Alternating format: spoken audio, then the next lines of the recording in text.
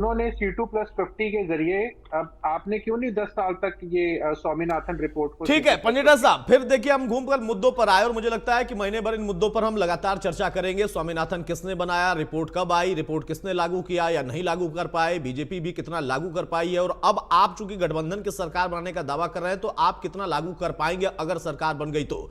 ये नतीजे के बाद तय होगा, फिलहाल अभी ये मुद्दा है। अजय चौधरी भाई, आपने भी गठबंधन किया, पिछली बार का जो आपका एक्सपीरियंस था, अनुभव था, एक नई पार्टी बनती है, फिर वो चुनाव में जाती है, 75 पार के नारे को चैलेंज करती है और उसके बाद सत्ता में 4.5 साल रहती है। अब फिर से चुनाव है। जी अतुल प्रताप जी नमस्कार, सभी प्रवक्ता साथियों को नमस्कार। आपने 75 पार का नारा हमारा नहीं था, हमारा जमुना पार का था। नहीं, 75 पार वाले को आपने चैलेंज किया था, मैंने ये बोला। जी अच्छा, ये भारतीय जनता पार्टी का नारा था।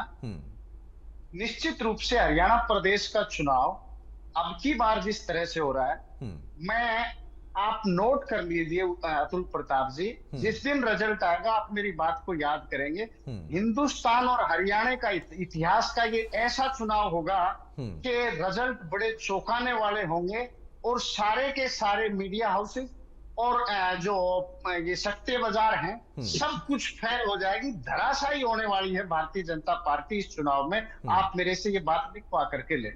दूसरी बात, क्योंकि मैं पंडित रामविलास शर्मा जी के गृह जिले से आता हूं और मैं आपको बताऊंगा, मैं 12 साल की उम्र में पॉलिटिक्स में सक्रिय हुआ था और मेरा उनसे राब्ता 2009 में हुआ जब बीजेपी का और हमारा गठबंधन था। डॉक्टर अजय सिंह जी चौटाला यहाँ से इलेक्शन लड़ रहे थे। एक मंजे हुए वक्ता जो अपनी वाक पटुता से जब वो भाषण देने लगते हैं हिला करके रख देते हैं, और एक बेहतरीन इंसान। रात को जब उनके टिकट कटने की खबर आई, मैं भावुक होकर के, मेरा स्टेटस मेरा ये था कि राजनीति इतनी गंदी हो सकती है कि जिस व्यक्ति ने इस पार्टी को स्थापित किया डॉक्टर मंगल सेन के साथ मिलकर के, उस आदमी के साथ पहले तो ये किया गया कि पहली लिस्ट में नाम नहीं, फिर दूसरी लिस्ट में नाम नहीं, फिर उसने कि मेरी पार्टी है, मेरी मां पार्टी है। उन्होंने हौसला करके और पार्टी से नामांकन भरा कि शायद आखिर तक टिकट मिल जाएगी और उनका टिकट काट दिया। ये बड़ी ज्यादती उनके साथ की गई। आज जिस तरह से वो भावुक होकर के वर्करों के सामने, ना सिर्फ वर्कर रोए, वो भावुक होकर के रोने लगे, तो मुझे ये उस समय की भारतीय जनता पार्टी का याद आया जब ये सुचारिता की पार्टी होती थी, उसूलों की पार्टी होती थी, लाल कृष्ण आडवाणी जी की पार्टी होती थी, अटल बिहारी वाजपेयी जी की पार्टी होती थी, डॉक्टर मंगल सेन और पंडित रामविलास जी की पार्टी होती थी। तो मैंने कल एक शेर लिखा कि सियासत में सियाकारों के चेहरे लाल होते हैं रहते हैं, सियासत में सियाकारों के चेहरे लाल रहते हैं, यहाँ पर दल बदलू बड़े मालामाल रहते हैं, और बीजेपी रूपी इस नदी में कभी सुनहरी मछलियां रहती थी, लेकिन आजकल घड़ियाल रहते, जिन्होंने पंडित रामविलास शर्मा जी को रुला दिया। ये इनेलो के प्रवक्ता भी आपके लिए वो शेर कह रहे हैं कि मैंने भी पहले यही लिखा था। सर मैं इनेलो के प्रवक्ता के लिए भी आपके लिए अच्छा चौधरी साहब, एक चीज आपने कहा ना कि लिख के रख लीजिएगा। मैं जितने चुनाव होते हैं हरियाणा से लेकर अगर राज्यों में और देश का चुनाव, हमेशा लिख के रख लेता हूं मन में, और जब नतीजे आते हैं ना तो फिर मैं उस जो लिखा हुआ होता है उसको फिर निकालता हूं कि हाँ कैसे कैसे कब किसने क्या कहा था। फिर ईवीएम भी निकल आती है, फिर जाति भी निकल आती है, फिर बहुत सारे ऐसे मुद्दे निकल आते हैं। तो फिर मैंने सोचा कि जो मैंने लिखा था उस लिखने में मैंने तो एक ही लाइन लिखी थी, इसमें बाकी क्लॉज कहां से आ गए, छोटा सा स्टार लगा के। मैं ये कहता हूं आप लिख लीजिए कि इतने तारीख को और 5:30 बजे। मैंने लिख लिया कि बीजेपी धराशायी होगी, अजय चौधरी ने ये बोला है, मैंने लिख लिया अजय भाई। जेजेपी का और जेजेपी के गठबंधन का क्या होगा ये पूछा था मैंने, जल्दी से जवाब इसका दे दीजिए। जननायक जनता पार्टी और एएसपी का जो गठबंधन है हरियाणा प्रदेश में अच्छी परफॉर्मेंस करेगा, और जो युवा साथी हैं वो युवा साथी चाबी और कितनी लेकर के हरियाणा प्रदेश की विधानसभा पहुंचेंगे, मैं इतना कह सकता हूं। लेकिन एक बात आपने जो छेड़ दी तो मैं 30 सेकंड का समय लूंगा। बोलिए भाई बोलिए। बड़ी शिद्दत और ईमानदारी के साथ कहता हूं कि आज भी मैं दूसरे साथियों की बात नहीं करता, इंडियन नेशनल लोकदल पार्टी है, उसके बारे में हमेशा कहते हैं आपके चैनल की, वो हमारी मां पार्टी है, हम उससे निकल करके आए और हमें उसमें से निकाला गया था, निष्कासित किया गया था, बाकायदा प्रेस कॉन्फ्रेंस करके निकाला गया था। अब मैं आपको एक चीज मैं आपको याद दिलाता हूं, आपने रामविलास शर्मा जी का दर्द समझा, आपने बताया कि किस तरीके से उनको निष्कासित कर दिया गया इस टिकट के दावेदारी से, जबकि उन्होंने नामांकन कर दिया। आप बहुत महसूस कर रहे थे उस दर्द को। आपकी पार्टी में और पहले इनेलो में एक प्रवक्ता होते थे अरविंद भारद्वाज, 15 साल से सेवा कर रहा हूं, यह कहकर उन्होंने सभी पदों से इस्तीफा दे दिया। उस दर्द को भी थोड़ा समझिएगा। पहले इनेलो की तरफ से मेरे साथ बैठते थे प्रवक्ता के तौर पर, बाद में जब जजपा का गठन हुआ तो वो उनके साथ चले गए कि मैं निष्ठावान हूं दुष्यंत चौटाला के लिए। जजपा को छोड़ करके चले गए थे और जिस दिन 10 सीटें आई जजपा की, उस दिन फिर शाह को कोठी पर दोबारा ज्वाइन करने। अच्छा, तो मतलब ऐसे लोगों को फिर मौका क्यों देते हैं? पंडित ऐसे लोगों को मौका क्यों देते हैं आप? फिर जो चला जाता है फिर मौका देकर आ जाता है, उनका दर्द आप लोगों को समझना चाहिए कि वो दर्द उनका टिकट का है, सिर्फ रामविलास शर्मा का और ललित नागर का, शारदा राठौर का दर्द आपको दिखाई देगा। बहरहाल मैं जो मोटा मोटा जानना चाह रहा था, आपने ये कह दिया कि जो आपका गठबंधन है वो किंग मेकर की भूमिका में कम से कम रहेगा अच्छी परफॉर्मेंस के साथ। ये आपकी लाइन थी, मैं समझ गया। राकेश भड़ाना भाई, आम आदमी पार्टी जिसने बहुत प्रयास किया लेकिन प्रयास सफल नहीं हुआ, कांग्रेस ने कोई भाव नहीं दिया, लेकिन अब आप कहते हैं कि हमारा दमखम के साथ चुनाव होगा। क्या स्थिति दिख रही है इस नामांकन के अंतिम दौर में जो आज प्रक्रिया पूरी हो गई?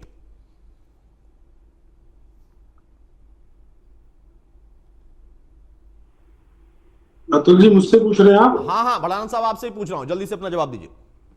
अतुल जी, हम पहले दिन से ही कह रहे थे कि 90 की 90 विधानसभाओं पे हम मजबूत है और जोरदार तरीके से हम चुनाव लड़ेंगे। आज भी हम अपनी उसी बात पे कायम है कि हम 90 की 90 विधानसभाओं पे चुनाव लड़ेंगे। भड़ाना साहब, मैं आपको एक सेकंड के लिए रोक रहा हूं। एक बड़ी खबर इस वक्त आ रही है, राज्यपाल की मंजूरी के बाद हरियाणा विधानसभा भंग हो गई है। कल बैठक हुई थी और वहां से सिफारिश कर दी गई थी, मुख्यमंत्री की अध्यक्षता में बैठक हुई और फिलहाल ये बड़ी खबर आ रही है कि राज्यपाल ने विधानसभा भंग करने की मंजूरी दे दी है। पूरी तरह से अब चुनावी मोड में सभी पार्टियां जो सत्ता में हैं और जो विपक्ष में है वो अब चली गई हैं। गुरुवार को कैबिनेट ने सिफारिश की थी, कल बैठक के बाद अब ये फैसला लिया गया। चंडीगढ़ से ये बड़ी खबर आपको बता रहे हैं कि भंग हो गई है हरियाणा विधानसभा। राज्यपाल से सिफारिश की गई थी, उन्हीं का विशेषाधिकार होता है और राज्यपाल ने फिलहाल विधानसभा को भंग करने की मंजूरी दे दी है। बड़ी खबर आपके सामने, राज्यपाल की मंजूरी के बाद विधानसभा को भंग कर दिया गया क्योंकि इसके लिए सिफारिश की गई थी और बैठक के बाद यह फैसला किया गया था कि अब हम चुनावी मोड में जा रहे हैं, विधानसभा को भंग करने की सिफारिश की जानी चाहिए। भड़ाना साहब अपनी बात पूरी करें। देखिए अतुल जी, हमने पहले भी बोला था, ठीक है, बीच में हमारी गठबंधन की बात चली थी और गठबंधन की बात बन नहीं पाई। ये तो राजनीति में चलता रहता है, कभी संभावनाओं का खेल है, कभी बनता है, कभी बिगड़ता है, चलता रहता है। परंतु हम भारतीय जनता पार्टी, कांग्रेस या इनेलो की तरह है, बाहर के जो कैंडिडेट है दूसरे एक दूसरे से अपने कैंडिडेटों पे ही, आप देखिए कांग्रेस और भारतीय जनता पार्टी की हम बात करें, दोनों ने कल रात तक भी जो टिकटें थी वो अनाउंस नहीं की और कांग्रेस तो इतनी ज्यादा डरी हुई थी कि आज जो टिकटें अनाउंस उन्होंने करी है वो भी बाहर के जो कैंडिडेट है जिनका कांग्रेस से कोई लेना देना नहीं था। अगर हम सोना पे बात करें तो ऐसे कैंडिडेटों को वो लेके आ गए और अपने लोगों को उन्होंने भरोसा नहीं किया, बाहर के लोगों पे भरोसा किया। इन सब पार्टियां अपने लोगों पे भरोसा नहीं करते, सिर्फ एक आम आदमी पार्टी ऐसी थी जिसने अपने कार्यकर्ताओं पे भरोसा किया और अपने कार्यकर्ताओं को टिकट दी और 90 की 90 विधानसभाओं में ज्यादातर हमने अपने कार्यकर्ताओं ने, जिन्होंने 5 साल संघर्ष किया, अरविंद केजरीवाल जी की नीतियों को घर घर तक पहुंचाया और आज अरविंद केजरीवाल जी की नीतियों को लेके जा रहे हैं। तो ऐसे अतुल जी, ऐसे लोगों को हमने टिकट दी और भारतीय जनता पार्टी और कांग्रेस तो इतनी डरी हुई है क्योंकि भगदड़ मची हुई है, गुटबाजी का इतना बड़ा शिकार हो चुकी है कांग्रेस और बीजेपी कि उन्हें लगता है कि जिन्हें हमने टिकट, राकेश भाई, भगदड़ मचने के लिए भीड़ भी तो होनी चाहिए ना। और जैसा आपने कहा कि असल में हम लोग पहले से ही सक्षम थे 90 के 90 सीटों पर लड़ने के लिए, बाद में हमने वार्ता की। अरे भाई, डरी हुई पार्टी से वार्ता करने की जरूरत क्या थी जब आप पहले से सक्षम थे? अगर बीजेपी या कांग्रेस डरी हुई पार्टी है, खासतौर से कांग्रेस अगर डरी हुई पार्टी है, तो उनसे वार्ता वो भी बीच में करने की जरूरत क्या आन पड़ी थी? बहरहाल विदु भाई, सुन लिया आपने, घूमकर फिरकर सारी पार्टियों की लड़ाई आप लोगों से है क्योंकि आप सत्ता में है। अब विधानसभा भी भंग हो गई, अब यहां पर पूरी तरह से चुनावी मोड में सभी लोग आ जाएंगे, लेकिन आपका डर सबको दिखाई दे रहा है। हमारा डर दिख रहा है और ये डर बना रहना चाहिए। भारतीय जनता पार्टी का डर यानी भारत की जनता का डर, ये डर जो है ये डर बहुत आवश्यक है। ये डर ही तो नहीं था बहुत साल तक, जिसकी वजह से निरंकुश हो चुकी थी पार्टियां, जिसकी वजह से कुछ भी कर रही थी। ये डर जो, ये डर बहुत महत्वपूर्ण है ये डर बना रहना चाहिए। और इसलिए जब जेजेपी के भाई हमारे साथी कहते हैं कि लिख कर ले लो, भाजपा जो है ध्वस्त हो जाएगी, इस तरह की बात कहते हैं, भाजपा मिट जाएगी, तो मैं भी ये बात कहता हूं कि कुछ बात तो है कि हस्ती मिटती नहीं हमारी, सदियों रहा है दुश्मन दोहरे जहां हमारा। कब 2014 से लगे भाई आप कहने के लिए, 2014 से बर्दाश्त नहीं कर पा रहे, लेकिन रोज हार जाते हो, फिर नहा धो के अगले दिन फिर आ जाते हो, फिर वही सब दोहराते हो। लेकिन कुछ बात तो है कि हस्ती मिटती नहीं हमारी, हम दिलों पर राज करते, हम दिलों के अंदर गए। हमने कभी कांग्रेस की तरह कौन नहीं किया किसी को, हमने कांग्रेस ने तो अभी भी स्कैम कर दे। रजत भाई ने बहुत अच्छे तरह से पॉइंट आउट किया कि किस प्रकार कांग्रेस को जवाबदेही है। कांग्रेस इसलिए जवाबदेही क्योंकि 20-20 हजार रुपए, 25 या 20 हजार जो इन्होंने जो अपने उम्मीदवारों से, इसके बाद एक जवाबदेही बन जाती, उनको भी फोन करती। यानी अभी सरकार आने की कोई संभावना नहीं है, सरकार नहीं आने वाली, उससे पहले भी जो पार्टी ठग ले उसके बारे में आप क्या कहोगे। और कांग्रेस और स्कैम का जो तोली दामन का नाता है ये साफ तौर पर दिख। हालांकि मैं एक बात को फिर एक रेखांकित करना चाहता हूं अतुल जी, ये एक बहुत बुरा ट्रेंड, ज्यादातर जो बुरे ट्रेंड है कांग्रेस लेकर आती है और कई पार्टियां उनको लपक लेती। ये 20-25 हजार वाला ट्रेंड बहुत गलत ट्रेंड है। मैं इसलिए जानता हूँ क्योंकि मैं अपनी हल्का विधानसभा से जहां से मैं प्रयास कर रहा था, मेरे साथ कुछ और ऐसे साथी थे जो मैं व्यक्तिगत रूप से जानता हूँ, वो 20,000 रुपए नहीं देते। बात ये नहीं है कि टिकट किसको मिला और किसको नहीं मिला, लेकिन क्या आप अगर जब ये सेट कर सकते हैं, मैं इस बात पर भी आज फिक्र महसूस करता हूँ, इस बात को सोचते हुए कि मेरी केवल ऐसी पार्टी है, बड़ी पार्टियों में शायद एक कुछ पार्टी जिसमें कोई एक जना ऐसा कार्यकर्ता होगा जो 20,000 रुपए नहीं दे सकता और फिर भी चुनाव लड़ने की इच्छा रखता है। इस बात का तो गर्व मुझे रहेगा। लेकिन जहां इन्होंने ये कहा कि रिजल्ट बहुत चौंकाने वाले आने वाले, निश्चित तौर पर अजय भाई आपका ये इस भ्रम को जरूर जो है टूटने नहीं देंगे, ये चौंकाने वाले रहेंगे।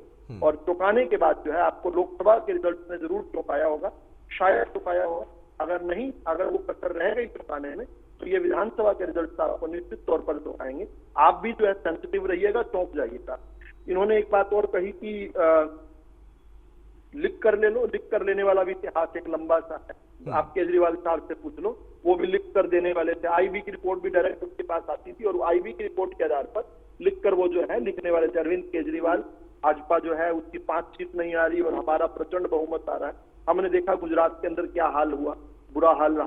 तो ये एक बात हमें इस पर विचार करना चाहिए, जो पार्टियां 5-5 सीट की लड़ाई लड़ रही थी, कांग्रेस पार्टी की 5 सीट हमें दे दो या 10 सीट हमें दे दो, वो यहाँ पर किस प्रकार से आकर कह देती हैं कि 10 सीटें में मतलब हम 90 की 90 सीटें जीतने वाले हैं या 90 लड़ने वाले हैं। मैं ये कह रहा हूं कि 5 सीटें, ऐसी 5 सीटें नहीं है कोई इन पार्टियों के पास जिन पर इनकी जमानत बचने वाली।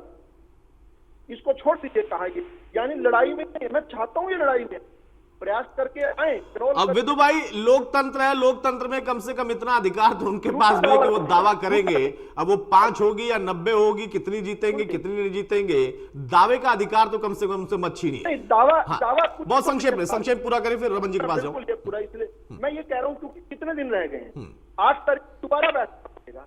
क्या इसका हमें डर नहीं लगता? आप कुछ भी बोल देते हैं टीवी पर आकर, क्या 8 तारीख को दोबारा एक दूसरे को फेस करना पड़ेगा? और क्या ऐसे सुचिता की कम तो ये तो राजनीति होनी थी। और जब ये कहते हैं ना अरविंद जी की नीतियों को आगे बढ़ाएंगे, तो साहब अरविंद तो वो बीवी बच्चों की कसम खाकर कांग्रेस उनको मत आगे बढ़ाइए प्लीज। बहुत कांग्रेस ने। ठीक है रमन जी आपके पास आ रहा हूं। रमन भाई, सवाल ये है कि बीजेपी से आप सब लोग मिलकर लड़ रहे हो क्योंकि वो सत्ता में, लेकिन कांग्रेस का डर सारे विपक्षी दल को दिख रहा है, इंक्लूडिंग बीजेपी।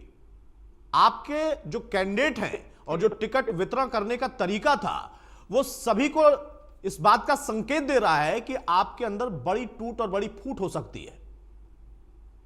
देखिए अतुल भाई, मैं आपके जवाब से पहले थोड़ा सा लोकदल के हमारे जो मंजेठा साहब ने कहा, मैं उनकी तरफ आना चाहूंगा और आपका भी जवाब बड़ी जिम्मेदारी से दूंगा क्योंकि मैं पार्टी का प्रवक्ता होने के नाते ये मेरी जिम्मेदारी भी है। मंजेठा साहब ने कहा ये था वो था, 20 साल से जो पार्टी सत्ता में नहीं है, एक विधायक लेके घूम रहे हैं, उनको ये पता है कि हमारा एक विधायक भी बड़ी मुश्किल से जीतता है। वो लोग हमें ज्ञान बांट रहे हैं, पहली बात। दूसरी बात, पहले आप उस काबिल बनो कि आप सलाह देने लायक बने। आप एक एमएलए मुश्किल से जिता पाते हैं, और ये 20 साल से आप सत्ता में नहीं है। दूसरी बात, विदु रावल जी ने कहा, और मैं आपको भी एक बात कहना चाहता हूं, हमारे पास हजारों कैंडिडेटों ने अप्लाई किया टिकट के लिए कि हमें मिलना चाहिए। विदु रावल जी को पता नहीं है, इसलिए उनके थोड़े आंकड़े, एससी और ओबीसी के लिए 5,000 रुपए फीस थी, जो उनको ना पता नहीं है, शायद आंकड़े दुरुस्त कर लेंगे, ठीक है। जनरल के लिए 20,000 रुपए थी, ये सच भी है, लेकिन वो आधी अधूरी जानकारी रखते हैं, वो भी उनकी मैं करेक्ट कर देता हूँ। 20,000 रुपए जर्नल में गरीब लोग नहीं है क्या? जर्नल मैं आपसे एक बात कह रहा ब्राह्मण समाज हूँ, के जिसने अपनी इच्छा जताई टिकट लेने का, ये पिछले बार भी विधानसभा में था। आप इससे आगे बढ़े, आप ये बाद में कर लेंगे, लेकिन अतुल भाई आप लिखते हैं तो आप बड़े अच्छे लेखक भी होंगे, और आपका बड़ा अच्छा एक सोचने का तरीका भी होगा। मैं एक बात बड़ी जिम्मेदारी से आपको कहना चाहता हूँ, बीजेपी, जेजेपी और लोकदल या आम आदमी पार्टी, आप मेरा नाम और नंबर दोनों अच्छी तरह से आपके पास हैं, क्योंकि मैं आपसे जुड़ा हुआ हूं यहाँ चैनल पे। जिस दिन काउंटिंग हो, सबसे पहले मैं आपके चैनल पे जुड़ूंगा, क्योंकि आपका सुबेरे से स्टार्ट हो जाना है। अगर ये चारों पार्टियां जुड़ के भी, तीनों चारों जो भी हैं इनके साथ दल, ये 25 से 30 सीट भी पार नहीं कर पाएंगे, मुझे आप जोड़ लेना। दूसरी बात मैं आपको बता दूं, लाडवा से इनके मुख्यमंत्री शानी जी स्वयं हारेंगे, ये भी मैं आज आपको बता के जा रहा हूं, क्योंकि इन लोगों को गांव, शहर, कस्बों में कहीं वोट नहीं मिल रही। ये सिर्फ इधर उधर की बातों में ध्यान भटकाकर अपना समय और टाइम पास कर रहे हैं। मुख्यमंत्री जी आज ऐसे चौराहे पे खड़े हैं जिनको ना कार्यकर्ता नेता मानते हैं और ना पार्टी के लीडर नेता मानते हैं। आपने, मैं कहना नहीं चाहता था, गोहाना की मीटिंग में देखा, वो शब्द शायद आप सुनेंगे तो आपको वो शब्द सुन के भी शर्म आएगी कि इनके कैंडिडेट क्या बोल रहे हैं भरी मीटिंगों में। मैं लेकिन जाना नहीं चाहता था, इन्होंने सबने सोशल मीडिया पे है, मैं आपको नहीं, राजनीति में तो जाना ही पड़ता है, कितना भी बचेंगे जाना ही पड़ता है, और लेकिन उनके शब्दों को आपको सुनना पड़ता है, और उनके आपके जो आंसू है ना वो उनको देखना पड़ता है, यही तो राजनीति है। बहरहाल पंजेठा साहब, रमन भाई का ये कहना है कि भाई कम से कम वो पार्टी तो ज्ञान न दे जो कि 20 साल से सत्ता में नहीं हो और मुश्किल एक एमएलए जिता पाती है। देखिए अतुल जी, बिल्कुल बड़ी अच्छी बात कही रमन जी ने। रमन जी को मैं ये बताना चाहूंगा कि वो एक एमएलए आप ही की पार्टी की जमानत जब्त करके दूसरी बारी वही सीट जीत के आए। आपकी पार्टी की, आप जो इस पार्टी के बारे में इतना बड़ा ज्ञान दे रहे हैं, उस पार्टी की जमानत जब्त करके मैं दोहराना चाहूंगा। और आप मुझे ये बताएं कि 77 के अंदर आपके मात्र 3 विधायक थे, उसके बाद 87 में आपने उसमें 10 विधायकों की वृद्धि नहीं करी, मात्र 2 विधायकों की वृद्धि करके आप 5 विधायकों पर आए। उसके बाद मैं बात करूं तो 96 में आपके मात्र 9 विधायक थे। 2014 में जिस पार्टी के बारे में आप बात कर रहे हो, वो आपसे 1 एमपी अधिक और 2 लाख वोट अधिक थे उस पार्टी के। हम लगातार 10 साल तक मुख्य विपक्षी दल रहे, ना हमारी पार्टी में फूट पड़ी होती तो आप यहां इतनी बातें बोलने की वो ना रखते। और जब आप 2014 में गए थे तो आप मुख्य विपक्षी दल भी नहीं बन पाए थे। तो कृपया हरियाणा की राजनीति में इतना लंबा ज्ञान देने की जरूरत नहीं है। वक्त वक्त की बात है, कुछ परिस्थितियां ऐसी बैठ गई, ना पार्टी की फूट हुई होती तो आप ये ना बोल रहे होते। और आज जिस तरीके से आपके नेता आरक्षण खत्म करने की बात कर रहे हैं, जिस तरीके से नई व्यवस्था लाने की बात कर रहे हैं, उससे आज जो ओबीसी वर्ग है, जो दलित समाज है, जो गरीब तबका है, वो आपसे डरा बैठा है कि कब राहुल गांधी आएंगे सत्ता में और आरक्षण खत्म कर देंगे। तो कृपया करके ज्ञान मत फेरिए। मैंने आपको किसानों के मुद्दे की, चलो मैं इतनी लंबी चौड़ी बात नहीं करना चाह रहा था, लेकिन किसानों के मुद्दे पे भी मैंने आपको सीधा सीधा तथ्यों पे बात करी है। अगर हाँ, यहाँ पे एक और बात हो रही थी, मैं चलो अब थोड़ा सा इसको आउट फोकस करते हैं बात को। मैं थोड़ा अजय चौधरी जी के ऊपर आता हूँ। अजय चौधरी जी ने कहा कि हमारी पार्टी, ये एनएलओ पार्टी हमारी माँ पार्टी है। तो देखिए, दिवाली पे बच्चे दूर चले जाते हैं, बच्चे तकलीफ में हो तो माँ पुकारती है तो वो वापस चले आते हैं। तो अजय चौधरी जैसे हमारे भाई हैं, इनको तो हम हाथ पकड़ के ले आएंगे, उसकी चिंता ना करें। माँ से बच्चों को ज्यादा देर दूर नहीं रहने देंगे। और अब बात आती नहीं है हरियाणा वो के कह चुनाव रहे के हैं ऊपर। कि अंदर कमरे में बंद कर लिया उन्होंने और ताला लगा के चाबी फेंक दिया है, नहीं आएंगे। माँ का तो अधिकार है, डांट के भी ले आएगी, कान खींच के भी ले आएगी, आप प्यार से भी बुलाएगी तो भी आ जाएंगे। माँ से बच्चे ज्यादा थोड़ी ना दूर रहते हैं। अब बात आती है चुनाव के ऊपर। देखिए ठीक है, कांग्रेस सिर्फ उस पे बात कर रही है, हम भी मुख्य विपक्षी दल थे तो हमारी पार्टी की फूट हुई थी। अब आज हम इस स्थिति के अंदर जरूर है कि गरीब की लड़ाई, वंचित की लड़ाई, शोषित की लड़ाई, किसान की लड़ाई जिस ईमानदारी से इंडियन नेशनल लोकदल ने लड़ी है, वो आज जनता को अच्छी तरह पता है कि कांग्रेस के नेता तो वॉकआउट कर जाते थे। कांग्रेस के नेताओं के ऊपर भाजपा के मैं देख रहा था 2-4 ट्विटर हैंडल के ऊपर। देखिए आज अगर आप ये चीजें लिख रहे हैं या कुछ भी बात कर रहे हैं तो 10 साल तक जनता पूछेगी आपके पास सत्ता थी, आपने क्यों हिसाब नहीं किया। चाहे CLU वाला हो, चाहे कुछ भी, इनका अभी मैं सोशल मीडिया पे देख रहा हूँ, आखिरी समय के ऊपर जनता ये पूछेगी आपसे कि हुड्डा जी कि आपसे क्या सेटिंग। और अब आम आदमी पार्टी की बात आती है, इनके पास इन्होंने कहा कि हमारे 90 के 90 सीटों पर कार्यकर्ता। अरे आप अपने 86 कार्यकर्ताओं की तो बलि चढ़ाने लगे थे, मात्र 4 सीटों पे भी मान गए थे आप तो, आपके नेता ही जिनकी सीट ले लें। अब आखिरी में जब आपकी सेटिंग नहीं हुई, और मैं तो हैरानगी मानता हूं कांग्रेस के प्रवक्ता की, हमारे साथ साथ आम आदमी पार्टी का भी नाम ले दिया। मुझे तो हैरानगी, अभी तक इन्होंने आम आदमी पार्टी को भी वोट काटू क्यों नहीं कहा, क्योंकि ये भाजपा के ऊपर कभी तंज नहीं कसेंगे। आप हमेशा देखना, कांग्रेस का कोई भी नेता भाजपा के बारे में बात नहीं करेगा, भाजपा के बारे में कभी वो नहीं करेगा कि भाजपा हमारी वोट काट रही है। अगर भाजपा नहीं, सुरजेवाला साहब ने आज ही तंज कसा है बीजेपी पर, सुरजेवाला साहब ने कसा है तंज, वो भी तो कांग्रेस का ही है ना शायद।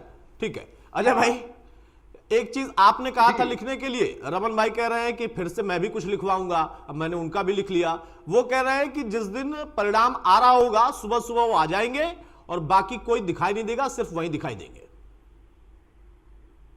ये शायद कांग्रेस के प्रवक्ता ने कहा होगा। उन्होंने कहा ये फैसला हरियाणा जी, ये फैसला तो मैं तो ये कहूंगा कि प्रवक्ता बैठ करके, हर पार्टी का प्रवक्ता बैठ करके क्लेम करता है कि हमारे साथ ये होने वाला है, हम ये करने वाले हैं। हरियाणा